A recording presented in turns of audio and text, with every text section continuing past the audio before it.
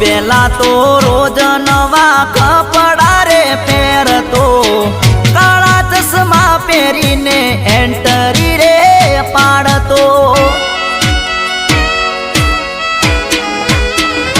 હો one side વાળને ખોચા રે પડાવતો, પેલા તો રોજ નવું પલ્સર